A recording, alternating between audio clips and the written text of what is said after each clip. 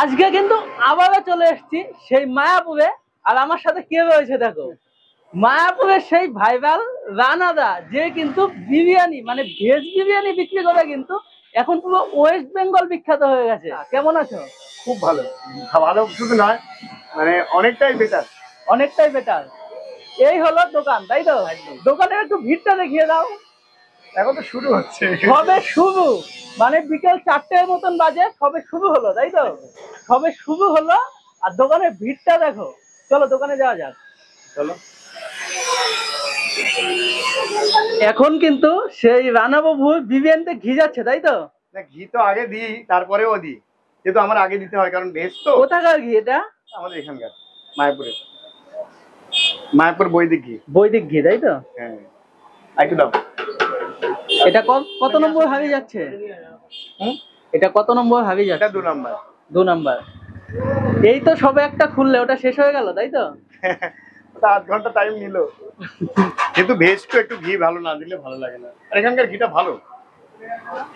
আবারও ঘি যাবে? হ্যাঁ, না হলে সেই একটু দিতে হয়। ভেজ তো, ভেজ খাবার যদি একটু ভালো ঘিটি না হয় কারণ টেস্ট বাড়বে না। এটা কি?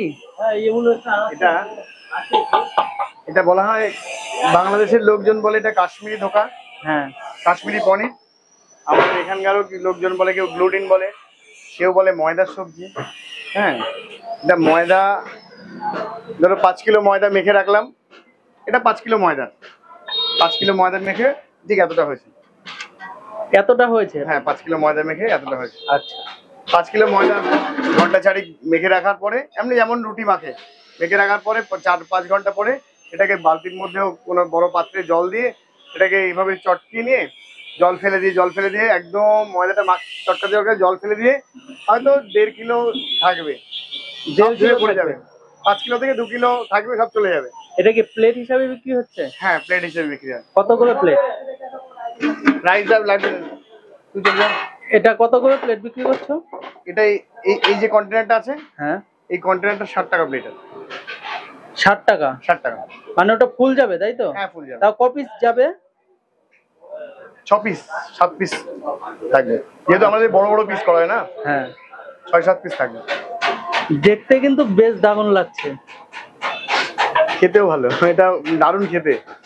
এখন কিন্তু নিয়ে নিয়েছি মায়াপুরের সেই ভাইরাল ভেজ বিরিয়ানি। দেখতেই পাচ্ছ অনেকগুলো কিন্তু সয়াবিন রয়েছে, 1 পিস আলু, গোটা আলু দিয়েছে, আর সাথে কিন্তু পনিরও দিয়েছে 2 পিস। তো এই প্লেটটার দাম হয়েছে মাত্র 50 টাকা। সাথে কিন্তু স্যালাডও রয়েছে। তো ট্রাই করে দেখি যে কেমন। আর দেখতেই পাচ্ছ প্রচন্ড কিন্তু ভিড় রয়েছে দোকানে। আর আমি এখন বিরিয়ানি খাচ্ছি। এটা কিন্তু চিকেন মাটন বিরিয়ানি নয়, এটা কিন্তু ভেজ বিরিয়ানি। আর যেটার দোকান কিন্তু মায়াপুরে। আর এখন কিন্তু মায়াপুরে যে রানা প্রভু রয়েছে, এখন কিন্তু সে খুব ভাইরাল। তো ট্রাই করে দেখি যে কেমন। এর আগেও কিন্তু আমি খেয়েছি, তো আমার কাছে কিন্তু বেশ ভালো লেগেছে। আর ভিড়টা দেখতেই পাচ্ছ, প্রচন্ড ভিড়। আর এই দিকটা একটু দেখিয়ে দাও, এই দিকটাও কিন্তু প্রচন্ড ভিড় রয়েছে। তো এখন এই বিরিয়ানি খাওয়া যাক। ওহো হো,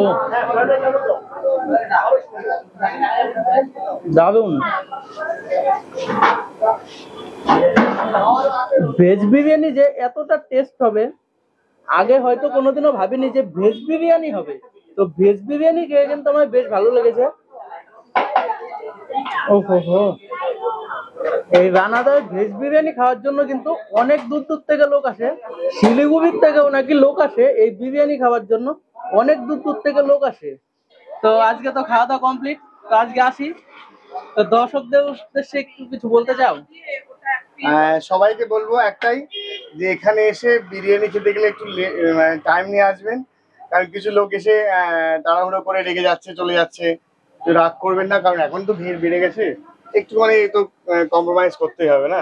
হ্যাঁ, করলে আমারও ভালো লাগবে যে না, দূর দূর থেকে এসছে। দেখো এরা দীঘা থেকে এসছে, 2 দিন ফিরে গেছে, এর আগের বারে যে ফিরে গেছে, আজকে এখনো ধৈর্য ধরে আসে, রাত্রে বিরিয়ানি খেয়ে দেওয়া বাড়ি যাবে।